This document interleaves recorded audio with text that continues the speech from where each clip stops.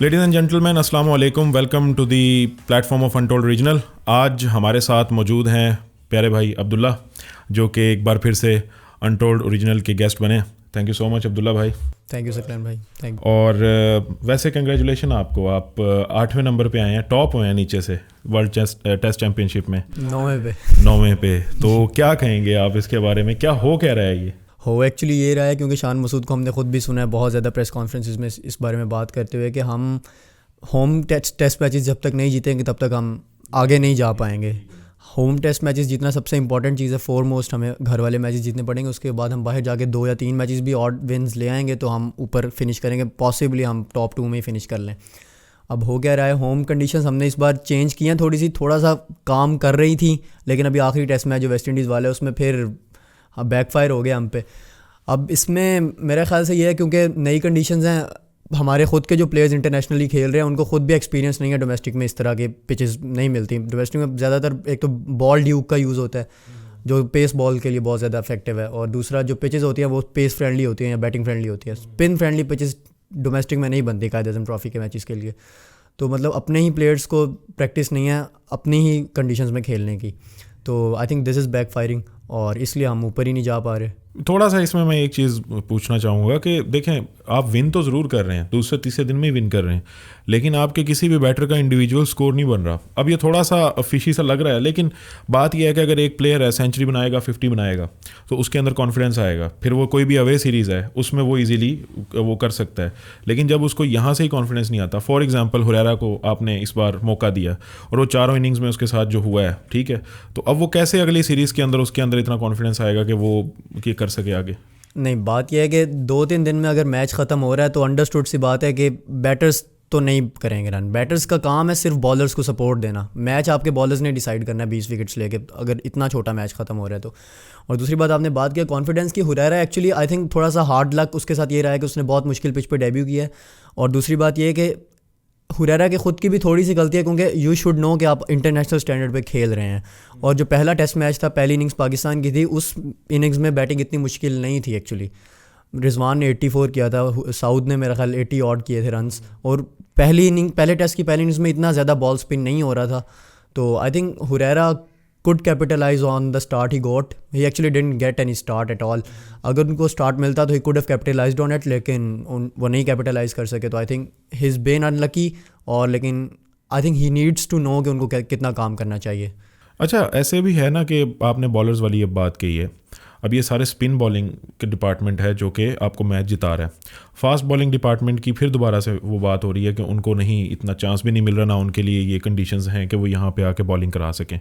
तो आप वही क्वेश्चन जो उनसे हुआ आकिब जावेद से, उन्होंने उसका यही आंसर दिया कि भाई कंडीशंस हमारी हैं, हमने उस कंडीशंस के अकॉर्डिंगली किया है। तो आपको नहीं लगता कि हमारी फास्ट बॉलिंग जो है वो इस तरीके से ग्रो ही नहीं कर पाएगी? एक्चुअली हमारी फास्ट बॉलिंग को हमने पहले थोड़ी सी पिचेस बना के दी हैं, जब हमें पिंडी में 400 500 इंग्लैंड ने रन्स मारे हैं पिछले एक्चुअली 3-4 साल से। हम अगर रिकॉर्ड देखें ना तो पाकिस्तान में सिर्फ जो मेरे जहन में आ रहे हैं 3 मैचेस हैं जो फास्ट बॉलर्स ने प्रॉपरली जितवाए हैं। एक तो पाकिस्तान साउथ अफ्रीका का मैच था 2021 में, वे बैक 4 साल पहले, जनवरी में ही हो रहा था वो भी। उसके बाद एक जब ऑस्ट्रेलिया आया था, लाहौर का मैच ऑस्ट्रेलिया ने अपनी रिवर्स स्विंग से जीता था, स्टार्क और कमिंस ने। 2022 वाले की 2022 की बात कर रहा हूँ। उसके बाद जब इंग्लैंड आया था उसमें पिंडी वाला मैच, वो जेम्स एंडरसन ने बहुत ज़बरदस्त रिवर्स स्विंग करवाई थी। वो भी 2022 की बात 2022 की बात कर रहा हूँ। तो पिछले 4-5 साल में 3 मैचेस मेरे जहन में आ रहे हैं जो पाकिस्तान में हुए हैं, जो फास्ट बॉलर्स ने अपने दम पे, हम कह सकते हैं फास्ट बॉलर्स ने जितवाए हैं मैचेस वो। वरना या टीम्स ने बैटिंग करके जीते हैं, ज़्यादातर मैचेस हुए ही ड्रॉ हैं। जो रिजल्ट ओरिएंटेड मैचेस आए हैं वो या बैटिंग की वजह से इंग्लैंड ने लाए हैं हाई रन रेट करके, या स्पिनर्स ने रिजल्ट ओरिएंटेड बनाया मैच को, या बांग्लादेश उससे जीते हैं हम, बांग्लादेश हमसे जीता है पिछले वो 2 रिजल्ट ओरिएंटेड मैचेस थे। उसमें भी बांग्लादेश बैटिंग की बेस पे जीता, उन्होंने इतना ज़्यादा बैटिंग में 600 रन मारे और हम बैटिंग में वो कोलैप्स कर रहे थे। तो मेरे ख्याल से जो एक्सक्लूसिवली फास्ट बॉलिंग को मैं कहूँ ना मैचेस जितवाए हैं वो 2-3 ही आ रहे हैं मेरे जहन में रिसेंट टाइम्स में। तो मतलब फास्ट बॉलर्स के लिए एक तो पिचेस उस तरह से बन भी नहीं रही थी, और हमारे जो अगर फास्ट बॉलिंग के लिए पिचेस बन रही थी, हमारे जो रिसेंट सर्कल में जो फास्ट बॉलर्स आए हैं वो उनको फिटनेस के कंसर्न रहे हैं। हारिस रऊफ आए थे, 1 मैच खेल के बाहर हो गए टेस्ट में। नसीम शाह हैं, वो इंजर्ड रहे हैं। शाहीन शाह अफरीदी बहुत लंबा टाइम इंजर्ड रहे हैं। तो मेरे ख्याल से उस तरह से फास्ट बॉलर्स को प्रैक्टिस भी नहीं मिली पिचेस की, और जो जिनको प्रैक्टिस थोड़ी बहुत मिली है वो इंजर्ड रहे हैं। तो फिर इस तरह तो हम कह सकते हैं कि जो वसीम अकरम थे और जो वकार यूनस थे, ये तो फिर वन ऑफ द ग्रेटेस्ट ही थे, क्योंकि उन्होंने भी इस कंडीशन के अंदर कभी बैटिंग फ्रेंडली कंडीशंस भी आती थी, स्पिन कंडीशंस भी आती थी, वो तो फिर लेके जाते थे, विकेटें लेके नहीं, जाते थे। नो डाउट, मैं I have no doubt on their legacy, they were greats, absolute greats, probably Wasim Akram is probably the greatest left arm pacer of the world of all time. लेकिन बात क्या है कि उस वक्त रूल्स थोड़े डिफरेंट थे। रिवर्स स्विंग पहले इतना ज़्यादा होता था कि आपको शायद पता हो, सलाइवा अलाउड था बॉल पे लगाना। आप मतलब एक तरफ से बॉल शाइनी बहुत ज़्यादा कर लेते थे, दूसरी तरफ से रफ करते थे मार मार के नीचे, तो रिवर्स स्विंग बहुत ज़्यादा मिल जाता था, बहुत आसानी से मिलता था। एक तो ये वाला रूल अब ख़त्म कर दिया, तो उतना रिवर्स स्विंग जनरेट ही नहीं कर पाते। दूसरी बात, जो बैटर्स की एफिशिएंसी है वो बहुत बढ़ गई है अब। पहले बैटर्स को, क्योंकि रिवर्स स्विंग नया नया ईजाद हुआ था, ईजाद ही वसीम अकरम वकार यूनुस के, तो उनको नहीं पता था कि हाउ टू फेस इट। अब बैटर्स को पता है कि मतलब शाइनी साइड की तरफ बॉल आएगा, तो दे आर रेडी। तो reverse swing has gone out of the game तकरीबन, तो दैट्स वाई बॉलर्स की एफिशिएंसी उसके हिसाब से थोड़ी कम हो गई है। न्यू बॉल के बॉलर्स ही रह गए। अब हमारे पास खुरम शहजाद जैसे बहुत अच्छी मिसाल है, हमारे पास मोहम्मद अब्बास हैं, वो ड्यूक के साथ अच्छी बॉल करते हैं इंग्लैंड में जब जाते हैं। तो नहीं, फिर देखा जाए तो अगर हम बात कर लेते हैं, आपने कहा कि या तो बैटर्स के सहारे चल सकते हैं, स्पिन को हमने डिस्कस कर लिया है। हमारे पास पिछले हमने जब वीडियो की थी ना, उसमें भी हमने ये बात की थी कि हमारे पास स्पिन डिपार्टमेंट के अंदर इतना स्टॉक मौजूद नहीं है, तो आपने कहा था कि हैं लेकिन हम उन्हें ट्राई नहीं करते। अब ये बैटर्स की अब बात कर लेते हैं। फॉर एग्जांपल, हमने एक मैच में बाबर आजम को ड्रॉप कर दिया क्योंकि बाबर आजम पिछले 1-2 साल से कंसिस्टेंटली परफॉर्म नहीं कर पा रहे थे। फिर हमने देखा कि उनकी जगह पे कामरान गुलाम को हमने एंटर करवाया। वो एक मैच में सेंचुरी उन्होंने बनाई, लेकिन फिर हमने ये देखा कि ऑस्ट्रेलिया में वनडे सीरीज़ भी वो खेले हैं, साउथ अफ्रीका में चले उन्होंने अच्छा परफॉर्म किया।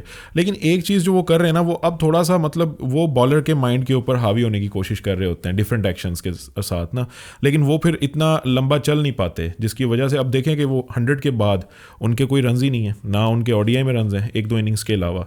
तो और इसके अलावा आपके पास एक बहुत ही अच्छा बैट्समैन था सऊद शकील, काफ़ी टाइम उसने परफॉर्म किया, अच्छी एवरेज थी, हेल्दी एवरेज थी, लेकिन अब उसके साथ भी यही इश्यूज़ आ रहे हैं, हालांकि वो स्पिन बहुत अच्छी खेलता है। तो क्या आपको ये नहीं लगता कि हमारी ओवरऑल बैटिंग अब कोलैप्स ही कर रही है, या फिर हमें इन्हीं के साथ ही स्टिक रहना चाहिए, अभी और इंतज़ार करना चाहिए? एक्चुअली हमारे जो डोमेस्टिक का स्टॉक था बैटर्स का, वो भी जोन सा अवेलेबल स्टॉक था वो ट्राई हो चुका है, जो फर्स्ट क्लास में रन्स कर रहे थे, अपार्ट फ्रॉम हसीबुल्ला वाहिद है जो अभी तक रन्स भी किए और ट्राई नहीं हुआ। उसके अलावा नाम जो से थे, कामरान गुलाम ही थे, हुरैरा था, इन सबको टीम में आए। उस्मान सलाहुद्दीन है, उसने मेरा ख्याल इस सीज़न में रन्स नहीं किए, पहले वो भी रन्स कर रहा था, तो वो भी ट्राई नहीं हो सका। तो खैर हमारा उस तरह बैटिंग का एक्स्ट्रॉर्डनरी बैटिंग स्टॉक है भी नहीं डोमेस्टिक में। अगर हम कहें कि हमारे पास पोटेंशियल चेंजेस हैं टीम में बनाने के लिए, मतलब लेट से हम 3 पे फ़िलहाल बाबर खेल रहे हैं, बाबर को हम 3 से हटाते हैं तो हमारे पास 3 का प्लेयर मुझे डोमेस्टिक में फ़िलहाल कोई नज़र नहीं आ रहा। ऐसा हो सकता है कि शान को वापस 3 पे आना पड़े, जो कि मुझे तो शक है शान की खुद की भी पोजीशन बन रही है कि नहीं। और 4 पे चलो हम कह सकते हैं कि कामरान जैसा प्लेयर था वो टीम में आ गया, लेकिन मिडल ऑर्डर में फिर साउथ शकील वैसे टेस्ट में अब अच्छा परफॉर्म कर रहा है। अभी साउथ अफ्रीका में उसने 80-90 ऑर्डर रन्स किए हैं, फर्स्ट इनिंग में ही किया था ना वो। हाँ, वो साउथ अफ्रीका में काफ़ी पेस फ्रेंडली कंडीशंस थी और वो पेस के अगेंस्ट पेस उसका स्ट्रॉन्ग सूट नहीं है। और यहाँ भी उसने वेस्ट इंडीज़ सीरीज़ में भी होम में बड़ा अच्छा परफॉर्म किया है। तो मतलब साउथ अब वापस आ रहा है रिदम में, लेकिन अगर आप साउथ को भी निकालोगे तो उसका बैकअप मुझे नज़र नहीं आ रहा कोई भी डोमेस्टिक के अंदर। तो मेरे नहीं ख्याल से कि हमारे डोमेस्टिक में कुछ इतना एक्स्ट्रॉर्डनरी फर्स्ट क्लास क्रिकेट में ख़ास तौर पे कोई बैटिंग का स्टॉक है कि हम ईजी रिप्लेसमेंट्स कर पाएँ। तो फिर आपके नज़दीक अब क्या सिचुएशन हो सकती है, क्योंकि अब जैसे ही आकिब जावेद का टेन्योर एंड होगा, दोबारा से कंडीशंस वापस वही रिस्टोर हो जाएंगी, या कंडीशंस जो कंट्री की कंडीशंस हैं पिचेस को लेके, या फिर इसी को ही अब कंटिन्यू करेंगे क्योंकि हमने एक डिस्कवर कर लिया विन फार्मूला इन पाकिस्तान? नहीं, मेरे ख्याल से जो कंडीशंस चल रही हैं, जो सब कॉन्टिनेंट फेमसली जाना जाता है स्पिन फ्रेंडली कंडीशंस के लिए, इंडिया ये यूज़ करता है। बांग्लादेश में 2-2 दिन में मैचेस ख़त्म होते हैं। श्रीलंका काफ़ी स्पिन फ्रेंडली कंडीशंस बनाता है। हमें इसी टैक्टिक के साथ रहना चाहिए, क्योंकि यहाँ का वेदर और यहाँ की जो मट्टी है इसी को सपोर्ट करते हैं कि हम स्पिन फ्रेंडली कंडीशंस ही बनाएं। आकिब जावेद जाते हैं रिगार्डलेस ऑफ इट कि वो जाते हैं या रहते हैं। I think we should stick with this tactic कि हमें स्पिन फ्रेंडली कंडीशंस के साथ ही जाना चाहिए। अब व्हाट कैन बी डन कि हम खुद ही इसका ना शिकार हो जाएं अपने ही फेंके हुए जाल का। तो मतलब हमें इसका हल ये है कि हम जो डोमेस्टिक के मैचेस हैं, खासतौर पर फर्स्ट क्लास क्रिकेट कायदे आज़म ट्रॉफी में हम स्पिन फ्रेंडली कंडीशंस बनाएं, जिससे हमारे बैटर्स को प्रैक्टिस होगी एटलीस्ट। और दूसरा, हम कंपलसरी करें, जैसे अभी इंडियन बोर्ड ने कंपलसरी किया इंडियन क्रिकेटर्स के लिए कि वो जाके डोमेस्टिक के मैचेस खेलेंगे। रणजी ट्रॉफी अभी इसने भी खेली है, रोहित शर्मा ने खेली है, विराट कोहली भी खेल रहे हैं दिल्ली की तरफ से। इसी तरह हमारे जो इंटरनेशनल प्लेयर्स हैं जो एटलीस्ट टेस्ट क्रिकेट खेल रहे हैं, अभी तो बॉलर्स के लिए कंपलसरी है। उस दिन आकिब जावेद कह रहे थे किसी प्रेस कॉन्फ्रेंस में कि शाहीन को इसीलिए सेलेक्ट नहीं कर रहा है क्योंकि वो 4 डे क्रिकेट नहीं खेलता, उसको पता ही नहीं है क्या होता है टेस्ट में। तो बैटर्स के लिए भी कंपलसरी करना चाहिए कि आगे पहले 4 डे क्रिकेट खेलो, फर्स्ट क्लास खेलो, उनको उस तरह की कंडीशंस को सामने उनको एक्सपोज करो, spin massively spin friendly conditions के सामने, तो उनको पता चलेगा कि हमने आगे क्या एक्सपेक्ट करना है अपने इंटरनेशनल मैचेस में। तो उनको थोड़ी प्रैक्टिस होगी, they will get used to the conditions. और I think this is the solution to our batting collapses. अच्छा, आपने अभी बात की हसीबुल्लाह की। एक चीज़ हम देखते आ रहे हैं पिछले 10 साल से। सबसे पहले हम बात कर लेते हैं सरफराज अहमद की। सरफराज अहमद में हमने रिजवान को एज अ ग्रोइंग प्लेयर नहीं देखा, ठीक है। वो 5 साल तक टेस्ट में विकेट कीपिंग के वो दूसरे नंबर पे वो रहे हैं। सरफराज कैप्टन थे, नो डाउट। अब रिजवान टीम के अंदर जो है वो करता धरता है, सारा कुछ ही है, ठीक है, उनकी परफॉर्मेंसेस भी हैं। अब हम ये सुनते आ रहे हैं कि जी हसीबुल्लाह को नहीं इस तरह से चांसेस मिल रहे जिस तरह उसे मिलने चाहिए। ऑस्ट्रेलिया सीरीज़ में आपने उसको चांस दिया कि आपने उसे नंबर 7 पे खिलाया T20 में, वहाँ पे वो कितने रन्स कर लेता। तो don't you see that this is right thing, और यू नो, या फिर ये लोगों की बस कॉन्स्पिरेसी थ्योरीज ही हैं जस्ट रिवॉल्व कर रही हैं? नहीं, एक्चुअली इसमें बोर्ड भी कुछ कर नहीं सकता, सिलेक्शन कमेटी भी। कीपर 2 सेलेक्ट करते हैं वो, जैसे अभी आपने खुद ही बहुत अच्छी मिसाल दी है। सरफराज के टाइम पे रिजवान को भी चांस नहीं मिल पा रहा था, अब रिजवान के टाइम पे हसीबुल्लाह को चांस नहीं, इवन रोहेल नज़ीर को चांस नहीं मिला था बीच में। उस्मान खान भी खेलते हैं, एज अ फील्डर खेलते हैं। तो मतलब बहुत मुश्किल है कि किसी एक सेटल्ड कीपर है आपके पास दूसरे को खिलाना, क्योंकि every game is important. Her international match खेल रहे हो आप, कोई मजाक तो होता नहीं है। और ऊपर से कप्तान की कोशिश हर सूरत में ये होती है कि अपना बेस्ट पॉसिबल कीपर ही खिलाएं जो अवेलेबल है, ताकि उसने कीपिंग भी करनी, ना सिर्फ बैटिंग करनी है। तो मेरे ख्याल से Rizwan as a keeper, as a fielder, as a wicket keeper Haseebullah से काफ़ी बेटर हैं ऑन द फील्ड। और ऊपर से बैटिंग में तो एज उनको है ही, तो ऊपर से वाइट बॉल के कैप्टन भी हैं। तो मेरे नहीं ख्याल से कि अगले 2-3 साल तक हसीबुल्लाह को उस तरह से as a keeper batter chance मिल सकता है। हाँ, हसीबुल्लाह को as a proper batter number 2-3 का चांस मिल सकता है। अभी इनफैक्ट इवन चैम्पियंस ट्रॉफी में मैं तो बड़ा खुश होऊंगा अगर हसीबुल्लाह को एज एन ओपनर चांस मिल जाए, जो कि बहुत वेरी अनलाइकली है कि साइम अयूब की गैर मौजूदगी में हसीबुल्लाह को सिलेक्ट कर लिया जाए। हम तो शान मसूद का भी सुन रहे हैं। शान मसूद का सुन रहे हैं। एक्चुअली शान मसूद का मैं एडवोकेट हूँ किसी हद तक, क्योंकि शान मसूद टेक्निकली बहुत साउंड है, मुझे बहुत पसंद है पर्सनली शान मसूद। और शान मसूद की बहुत ज़बरदस्त लिस्ट ए की एवरेज है, मेरा ख्याल 53-54 के एवरेज करें लिस्ट ए में वो 50 ओवर जो डोमेस्टिक क्रिकेट होती है। तो मेरे ख्याल से उनको उस तरह से वो डिज़र्व करते हैं, एक तरह से टीम में उनको लाया जा सकता है, उनके नंबर्स उनको बैक कर रहे हैं। लेकिन वो उस उतने कंसिस्टेंट नहीं रहे। वो टैलेंटेड हैं, वो टेक्निकली बहुत साउंड हैं, डोमेस्टिक में रन्स किए हुए हैं उन्होंने, लेकिन जब भी टीम में आए हैं 8-9 मैचेस हैं उनके कोई बड़ी इनिंग्स नहीं है, मेरा ख्याल 150 है सिर्फ। तो कंसिस्टेंसी नहीं है। जैसे अब्दुल्ला शफीक का भी सेम सीन है। अब्दुल्ला शफीक बहुत टैलेंटेड है, अब्दुल्ला शफीक रन करते हैं, लेकिन कंसिस्टेंट नहीं है। एक मैच में 100 करेंगे, अगले 4 में कुछ नहीं करेंगे वो। आई think this is the main reason जो कि सेलेक्टर्स को शायद कंपेल करें इमाम को शायद अब्दुल्ला के ऊपर सेलेक्ट कर लिया जाए चैम्पियंस ट्रॉफी के लिए, क्योंकि इमाम का स्ट्राइक रेट येस कम है, मॉडर्न क्रिकेट के साथ नहीं मिलता, लेकिन इमाम आपको कंसिस्टेंटली 50s करके देता है एज कम्पेयर टू 50+ है जी। वो इमाम कंसिस्टेंटली स्कोर करता है, बेशक थोड़ा सा स्लो करता है, लेकिन वो कंसिस्टेंटली करता है। अब्दुल्ला का यही थोड़ा सा सीन है। शान का भी ये सीन है कि वो रन्स करते हैं, लेकिन शान का खैर उनको इतने कंसिस्टेंटली चांसेस मिले भी नहीं है, लेकिन जो चांसेस मिले हैं उन्होंने उसको भी कैश इन नहीं किया। तो I think that's the thing with Shan, and the exact same thing is with Abdullah as well. नहीं, फिर आप देखें ना, आप एक बारे में तो अब थोड़ा सा फ़िक्रमंद हैं आप टेस्ट क्रिकेट के हवाले से। अभी आपने बात की कि पहले आपका 6वां नंबर था, फिर 7वां, फिर 8वां। लेकिन दूसरी चीज़ ये है कि आप माशाल्लाह से बहुत ही अच्छा रिकॉर्ड मेंटेन कर रहे हैं वनडे के अंदर। तो होपफुली कि ये जो चैम्पियंस ट्रॉफी और उससे पहले ट्राई सीरीज़ है, हम इसमें कोई अच्छा सा परफॉर्मेंस दे सकें। लेकिन फिर आगे 2026 तक जो सीजन्स आने हैं वो सारे T20 के आने हैं। और जो बड़ी फ़िक्रमंदाना बात है वो ये है कि पिछले 2 या 3 सालों से हम T20 के अंदर वैसा परफॉर्म नहीं कर पा रहे जैसे हम फेमस हुआ करते थे। सरफराज अहमद की कैप्टनसी से पहले भी हम अच्छा खासा परफॉर्म कर रहे थे। तो आपको नहीं लगता कि अब हमें थोड़ा सा उसकी तरफ भी फोकस करना चाहिए, या बस वो ऑलरेडी हमारे पास प्लेयर्स हैं शॉर्ट टेम्पर्ड प्लेयर्स जो 20 ओवरों में चला सके काम को? नहीं, एक्चुअली पहली बात ये कोई खुशी की बात नहीं है कि हम चैम्पियंस ट्रॉफी से पहले अच्छा परफॉर्म करें, ये लम्हा फ़िक्री है। हमारा ट्रैक रिकॉर्ड ये, हम किसी भी टूर्नामेंट में अगर एज एन अंडरडॉग जाएँ तो हम अच्छा परफॉर्म करते हैं, अगर एज अ फेवरेट जाएँ तो हम फेल होते हैं।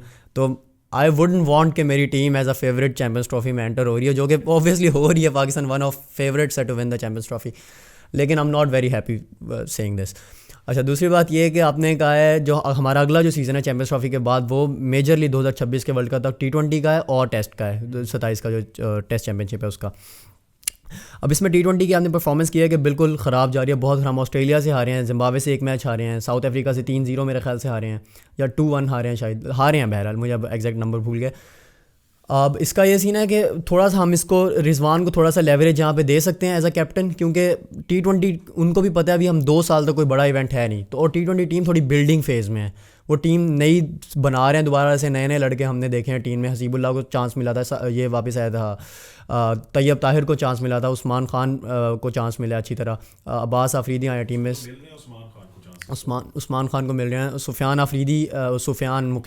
सुफियान मुकीम आए हैं। तो मतलब T20 की टीम मेरे ख्याल से अभी बिल्डिंग फेज़ में है। अराफात मिनहास बीच में एक मैच खेला है, तो अभी T20 में रिजवान को थोड़ा लेवरेज दिया जा सकता है क्योंकि इवेंट बहुत दूर है अभी। और दूसरी बात, T20 की मेन टीम मेरे ख्याल से बनना स्टार्ट होगी इस PSL सीज़न के बाद। ये PSL सीज़न क्रूशल होगा related to what is going to happen in 2026 T20 world cup. इस PSL सीज़न के जो परफॉर्मर्स होंगे उनको चांस मिलेगा, क्योंकि गर्मियों में होना है इस बार का PSL, तो कंडीशंस थोड़ी स्पिन फ्रेंडली होंगी गर्मियों में ज़्यादा। पहले फरवरी मार्च में होता है, अब मई जून में होना है जाके, अप्रैल मई में, तो गर्मी होगी, थोड़ी सी स्पिन को मदद मिलेगी। और इंडिया में अगला वर्ल्ड कप है, इंडिया और श्रीलंका में, वहाँ पे स्पिन काफ़ी ज़्यादा होती है बॉल। तो मेरे ख्याल से यहाँ की परफॉर्मेंस, इस PSL की परफॉर्मेंस बहुत ज़्यादा मैटर करेगी 2026 के वर्ल्ड कप की टीम सिलेक्शन में या उसकी टीम मेकिंग में। आपने एक चीज़ और बात कही, अभी रिजवान की लेवरेज के बारे में बात की। रिजवान को खुद कितनी लेवरेजेस मिल रही हैं, बिकॉज उनका जो T20 के अंदर हम स्ट्राइक रेट देख रहे हैं वो एक क्वेश्चनेबल सिचुएशन के अंदर जाता जा रहा है कि अच्छा चलें ठीक है, एक एंकर बैट्समैन होता है, लेकिन 2 एंकर ओपनर्स अगर आ जाएं तो फिर बाकियों को चांसेस नहीं मिलते। अभी रिसेंटली शोएब मकसूद ने भी एक वीडियो डाली है, कुछ अर्सा पहले 2-3 साल पहले हफीज़ ने भी ये बात कही थी under the Babar Azam captaincy कि ये लोग 10-15 ओवर खेल जाते हैं और इतना स्कोर नहीं सेट कर पाते। हम आते हैं, हमें कहा जाता है कि आपने आके सीधा मतलब लगाना है, तो मिडिल ऑर्डर का तो कोई रोल ही वहाँ बनता ही नहीं है। एक्चुअली रिजवान की बात यह है कि रिजवान का जो पीछे सैम्पल साइज़ है ना, जो actually in support of Rizwan, वो बहुत बड़ा है as compared to the sample size जो रिजवान के खिलाफ जाता है। लेट्स से जो उनके खिलाफ बात जा रही है वो उनका स्ट्राइक रेट है, ऑब्वियसली हमने वो एंकर बैटर है, थ्रैशिंग नहीं कर सकते। दूसरी बात, जो उनके सपोर्ट में जा रहा है वो उनके 4 PSL के सीजन हैं एज अ कैप्टन, जिनमें वो एज एन ओपनर ही रहे हैं, और उनकी टीम 4 बार फाइनल खेली है और 1 बार वो जीते भी हैं, तो सेम बैटर है, वो कप्तान रहे हैं। उसके अलावा एक डोमेस्टिक का सीज़न KPK के भी वो कप्तान रहे, उसमें भी उन्होंने ओपन किया था और सेम तरीके से खेले थे, और KPK वो सीज़न भी जीता था। और इस बार भी मारखोर के फाइनल तक कप्तानी किया, मारखोर फाइनल में गया, फाइनल में वो चले गए थे, किसी वजह से उन्होंने कप्तानी नहीं की तो वो फाइनल हार गए मारखोर से। हाँ वही ट्रॉफी, उस टूर्नामेंट में मारखोर्स के कप्तान रिजवान ही थे अप टू मेरे ख्याल सेमीफाइनल या फाइनल तक तो नहीं, फाइनल में तो इफ्तिखार ही थे, शायद सेमीफाइनल तक रिजवान ने कैप्टनसी की थी उसमें, तो वो टीम भी फाइनल खेली है। तो मतलब रिजवान का जो सैम्पल साइज़ उनको सपोर्ट कर रहा है एज़ कम्पेयर टू जो बातें उनके खिलाफ हैं वो बहुत बड़ा है। तो मेरे ख्याल से ये it's not a very valid reason कि सिर्फ उनको इस बात पे टीम से निकाल दिया जाए कि उनका स्ट्राइक रेट थोड़ा कम है। येस, मैं मानता हूँ कि ईदर हिम और Babar needs to up their strike rate a bit, उन दोनों ज़्यादा स्लो नहीं खेल सकते, जो कि बाबर ने काफ़ी इंप्रूव किया है पिछले 2 साल से। अब मेरा ख्याल उनका जो पिछले 2 साल का आप स्ट्राइक रेट देखें तो 140 से ऊपर है। तो बाबर के इस थोड़ी सी एवोल्यूशन के बाद रिजवान का मेरा ख्याल सर्वाइवल टीम में है पॉसिबल।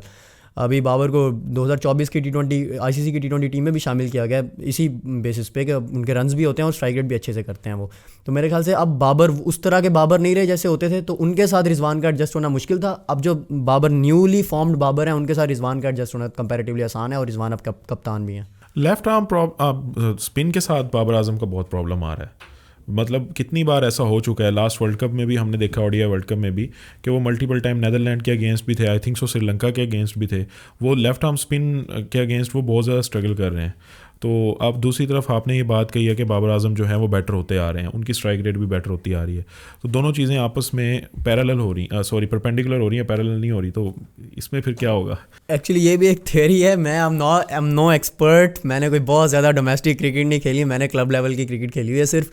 लेकिन what is being told by experts के बाबर आजम ने अपने to increase his strike rate, उन्होंने अपना थोड़ा सा स्टांस चेंज किया, उन्होंने जो आगे जो फ्रंट फुट होता है उसको थोड़ा सा खोलना स्टार्ट किया।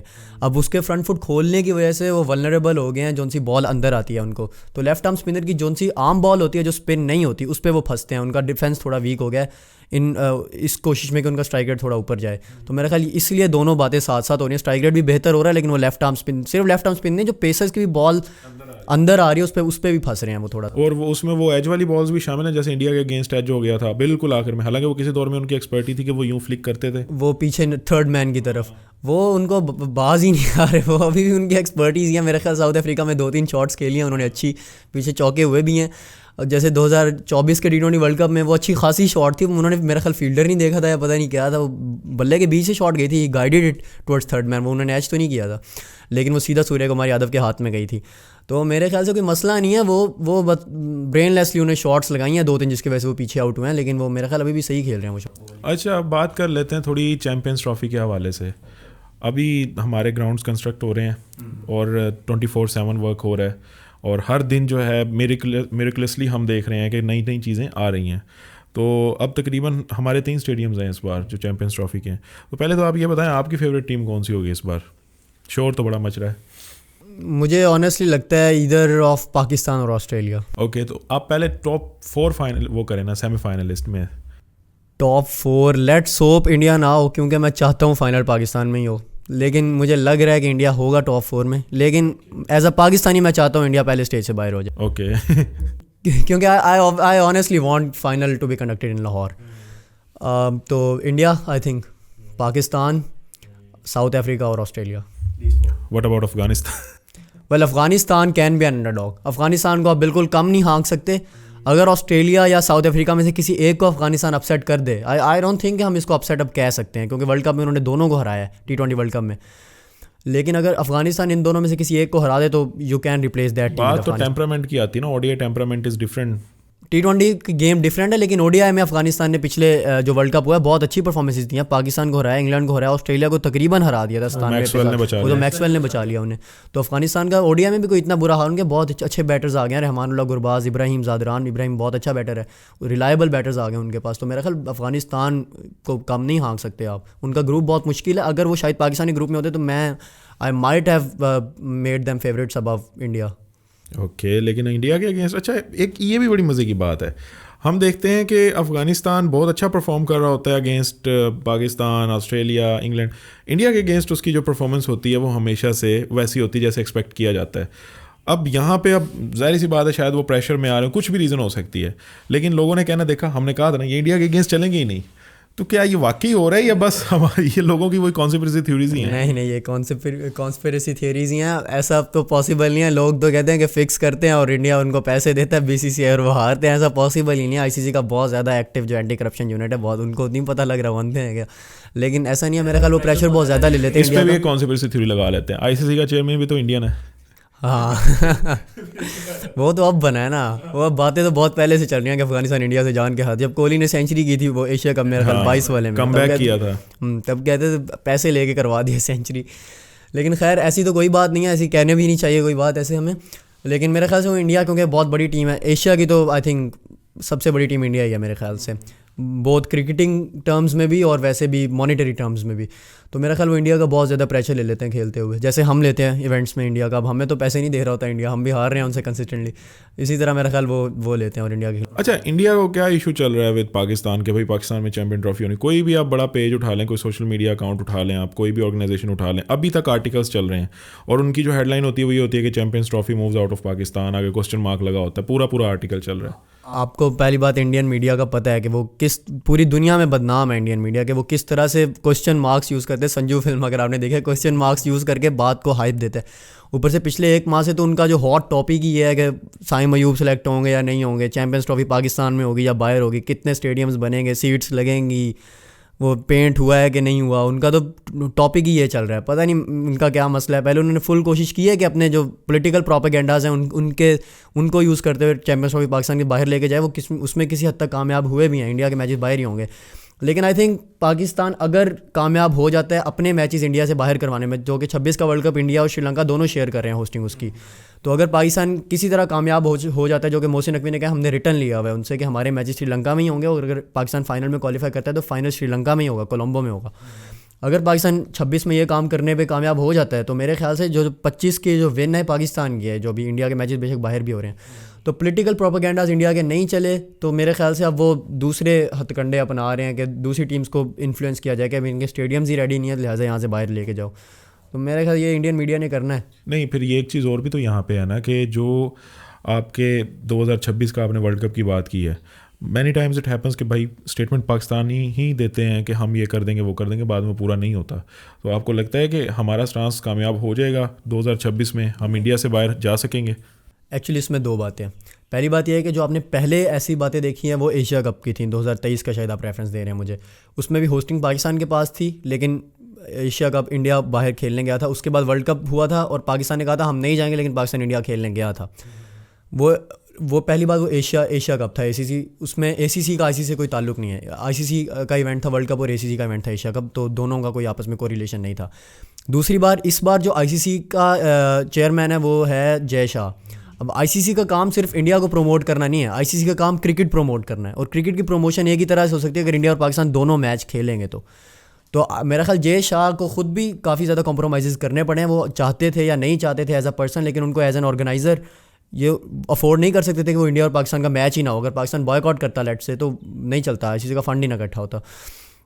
तो मेरे ख्याल से अब क्योंकि जय शाह खुद प्रेसिडेंट हैं तो उन्होंने कुछ ना कुछ इकदाम किया होगा, क्योंकि ज़िम्मेदारी उन पे आएगी अगर इंडिया पाकिस्तान लड़ते हैं तो, और क्रिकेट आगे नहीं प्रमोट नहीं हो पाती तो मेरे ख्याल से इस बार पाकिस्तान कामयाब हो जाएगा बाहर मैचेस करवाने में। और दूसरा, मोहसिन नकवी की स्टेटमेंट थी कि हर चीज़ इक्वालिटी पे होगी, और शायद उन्होंने कहा कि हमने रिटर्न एग्रीमेंट किया हुआ है ICC के साथ कि हम अपने मैचेस श्रीलंका में खेलें। एक चीज़ हमने और भी यहाँ पे मैंने डिस्कस करनी थी कि हम लोगों का जो एक पॉलिटिकल नैरेटिव होता है ना, वो आजकल या कोई भी नैरेटिव है वो सोशल मीडिया ड्रिवन बहुत ज़्यादा होता है। अभी मैं कल अपने दोस्तों से बात कर रहा था कि कुछ फेमस आजकल टिकटॉक के ऊपर ट्रेंड्स चल रहे हैं ना, तो उसमें गलत कौन है या सही कौन है ये बात होती ही नहीं है। जो गलत है उसको इस तरह हीरो बना के पेश किया जाता है। अब मोहसिन नकवी की जो एफिलिएशन है, पॉलिटिकल एफिलिएशन है, वो हमें पता है। बट जब हम बात करते हैं मोहसिन नकवी की एज अ चेयरमैन PCB, क्या आप वाकई वो काबिल तारीफ़ हैं कि उन्होंने इतने शॉर्ट टाइम में स्टेडियम को कंस्ट्रक्ट किया और इस तरीके से ये सारी चीज़ें उन्होंने ऑर्गेनाइज़ करवाई हैं? मेरे ख्याल से जी, मोहसिन नकवी बिल्कुल उनको अप्रिशिएट करना चाहिए इस बात पे, उनकी ऑर्गेनाइजेशनल एबिलिटीज़ की बेस पे। ना सिर्फ स्टेडियम जो इतने रिकॉर्ड टाइम में पाकिस्तान में बने हैं, उसके अलावा जो उन्होंने ICC के आगे जो उनसे आंखें दिखा के बात की है कि हम इंडिया नहीं जाएंगे खेलने, जो रमीज़ राजा भी करते रहे किसी दौर में बात, उनका भी अच्छा कमेंडेबल स्टैंस था कि जो पाकिस्तान के टेस्ट चैम्पियनशिप के मैचेस हैं पाकिस्तान में ही होंगे, और वो कामयाब हुआ। सारी टीम्स पाकिस्तान आगे खेलती हैं टेस्ट चैम्पियनशिप के मैचेस। इसी तरह मोहसिन नकवी ने भी ये कहा है कि हम इंडिया नहीं जाएंगे, और इंडिया भी यहाँ, अगर इंडिया नहीं आता तो हम भी नहीं जाएंगे। तो मेरे ख्याल काफ़ी हद तक वो इसमें भी कामयाब हुए हैं। अब वो तो टाइम आने में पता चलेगा कि 26 में हम इंडिया जाते हैं या नहीं जाते। फ़िलहाल के परफॉर्मेंस पे तो मैं उनको जज करूँ तो मेरे ख्याल से उन्होंने काफ़ी काबिल दीद काम किया। यानी कि अब ये प्रॉब्लम ये है ना हमारे साथ कि हम सारी पॉलिटिकल एफिलिएशन डाल लेते हैं और एक बंदे के जितने भी पॉजिटिव वर्क होते हैं उसको अप्रिशिएट नहीं कर पा रहे होते। अच्छा, इसके अलावा अगर हम बात कर लेते हैं कि पाकिस्तान क्रिकेट टीम के हवाले से कि पाकिस्तान का आने वाला फ्यूचर में न्यू फेसेस कौन कौन से हो सकते हैं और कौन कौन अब निकलने के दहाने पे खड़े हुए हैं? कामरान गुलाम निकल सकते हैं कि नहीं निकल सकते? शान मसूद का क्या सीन होगा? आप किस फॉर्मेट का पूछ रहे हैं? किसी भी फॉर्मेट में लगा। मेरे ख्याल से अगर आप T20 की बात करें, जो न्यू फेस जो बहुत ही एक्साइटिंग फेस है, जहादात खान है। जहादात खान का तो जब PSL में डेब्यू था मैं तब से कहता है लेफ्ट आर्म पेसर और ऑलराउंडर जो कि मिडल में बैटिंग करता है, इट्स अ रेयरिटी। इंग्लैंड के पास है डेविड विली जैसा प्लेयर, वरना दुनिया में 2022 वाला सैम करन है। तो मतलब है ही नहीं, 22 वाला सैम करन था इनफैक्ट। हाँ, दो फाइनल वाला जो था। हाँ, डेविड विली एक और प्लेयर है इंग्लैंड का, या वो भी। तो मतलब इस तरह के प्लेयर्स बहुत कम हैं, और जो मिडल में बैटिंग करें, पावर हिटिंग करें। और लेफ्ट आर्म पेसर का क्या है, उनका जो नेचुरल आर्म का एंगल बनता है वो न्यू बॉल के साथ 2-3 ओवर्स आराम से कर सकते हैं। तो मतलब he is a utility cricketer. मतलब मेरा ख्याल जो नया फेस जो पाकिस्तान की क्रिकेट में आगे बहुत ज़्यादा राज करता नज़र आएगा वो ऑलराउंडर्स हैं दो। एक ये जहादात खान, दूसरा बहुत एक्साइटिंग अब्बास अफरीदी, जिनको अभी अनसरप्राइजिंगली मुझे लग रहा था कि PSL में वो वाइल्ड कार्ड होंगे प्लेटिनम के अंदर। ड्राफ्ट में जो भी रीसेंट ड्राफ्ट हुआ है वो वाइल्ड कार्ड हुए हैं प्लेटिनम के अंदर। तो मेरे ख्याल से ये 2 प्लेयर्स हैं जो कि आगे फ्यूचर बन सकते हैं पाकिस्तान क्रिकेट का, इन 2 फॉर्मेट्स एटलीस्ट, जो 2 वाइट बॉल फॉर्मेट्स हैं। और टेस्ट में आई थिंक जो उनसे न्यू फेसेस हमें, वो अभी न्यू फेस आ गए हैं टीम में जो आने थे। ये हुरैरा आया है, हसीबुल्ला खान को शायद बहुत जल्दी चांस मिल जाएगा रेड बॉल टीम के अंदर। तो मेरे ख्याल से दीज आर द फेसेस। और शान मसूद आई थिंक उनका मुझे मुश्किल लग रहा है बचना। वो अभी थोड़ा सा, उन्होंने किसी जर्नलिस्ट ने उनसे सवाल भी किया था तो वो तंग भी आ गए। नेक्स्ट क्वेश्चन प्लीज, ये वाली बात। नेक्स्ट क्वेश्चन प्लीज, सेम वो बात हो गई थी। मुझे लग रहा है उनका मुश्किल है, सर्वाइव करेंगे। अब्बास अफरीदी, आप एक ऑब्जेक्शन अब्बास अफरीदी पे अभी रिसेंटली उठी थी और वो थी मुल्तान सुल्तान के ऑनर ने उठाई थी कि हमने अब्बास अफरीदी को इसलिए नहीं करना था कि वो जो आते हैं ना वो पहले जो स्टार्टिंग ओवर्स हैं उसमें वो बॉलिंग नहीं करते, वो मिडिल ओवर में बॉलिंग करते हैं। अगर कोई कैसा फास्ट बॉलर है उनसे हट के, ठीक है, वो स्टार्ट में भी बॉलिंग करा लेगा, वो मिडिल में भी करा लेगा और डेथ में भी करा लेगा, फिर हमें अब्बास अफरीदी की ज़रूरत ही क्या थी? हाँ, एक्चुअली वो इंटरव्यू जिसको आप रेफ़र करें, मैंने भी सुना था अली तरीन का, वो बात कर रहे थे कि अब्बास अफरीदी स्पेशलिस्ट है, मिडिल ओवर स्पेशलिस्ट हैं। ऑब्वियसली उनके पास एक्सपर्ट्स हैं, लेकिन as per my opinion I think Abbas Afridi middle and death के स्पेशलिस्ट हैं। वो आपको डेथ में 2 ओवर्स भी देते हैं, उनका चेंज ऑफ पेस बहुत ज़बरदस्त है। हमने अभी रिसेंट टाइम्स में देखा है पाकिस्तान ने उनसे डेथ में बॉलिंग करवाई है, मिडल में भी करवाई है, और ऑस्ट्रेलिया में भी बहुत कामयाब रहे हैं। साउथ अफ्रीका में भी अब्बास अफरीदी कोई गंदी परफॉर्मेंसेज नहीं दे के आए, और PSL में तो खैर बहुत ही ऊपर ही रहते हैं वो। तो अब्बास अफरीदी, मुझे मुल्तान सुल्तान के ऑनर्स का जो एक्चुअली पॉइंट ऑफ व्यू था अली तरीन का, उनका ये था कि उनका जो मेन फोर्टे है वो मिडल ओवर्स बॉलिंग है, और जो उन्होंने इमर्जिंग क्रिकेटर्स आए किए हुए हैं, जिसमें उन्होंने मेरा ख्याल पता नहीं कौन सेलेक्ट किया, एक तो वो नसीम शाह के छोटे भाई सेलेक्ट किया, दूसरे मुझे नहीं है नाम उनका याद। तो वो कह रहे हैं हमारा जो इमर्जिंग क्रिकेटर होगा वो उसका मेन हमारा फोकस उस पर ये होगा कि वो मिडल में आके बॉलिंग करे, तो हमें अब्बास की उतनी ज़रूरत है नहीं। और दूसरी बात, अब ऑब्वियसली वो सारी बातें नहीं बताते कि अब्बास का जो सा कैटेगरी थी, शायद अब्बास खुद उससे खुश नहीं होंगे, क्योंकि अब्बास को खुद भी पता था वो ड्राफ्ट में जाएंगे तो प्लेटिनम में ही पिक होंगे, और मेरा ख्याल उनकी जो वैसे टीम में कैटेगरी थी वो डायमंड थी, तो शायद पैसों का भी कोई चक्कर हो सकता है कि वो खुश नहीं होंगे अपनी कैटेगरी से। राइटली सो, प्रोफेशनल्स हैं, उनको जहाँ अच्छी अपॉर्चुनिटी मिलेगी उधर ही जाना चाहिए उन्हें। चलें, ये अब देखते हैं कि क्या होता है इन फ्यूचर, बिकॉज अब आगे ट्राई सीरीज़ भी है पाकिस्तान की। ट्राई सीरीज़ के अंदर आपकी क्या प्रेडिक्शंस हैं? पाकिस्तान और साउथ अफ्रीका। पाकिस्तान जीते। ओके, तो 3 प्रेडिक्शंस हमारी हो गई हैं। एक तो हमारी ट्राई सीरीज़ की हो गई है और चैंपियंस ट्रॉफी की हो गई है, और आगे देखते हैं कि क्या होता है। अब्दुल्ला भाई, thank you so much for your time, और बहुत हेक्टिक वर्क में आपने टाइम निकाला। Thank you so much. Thank you.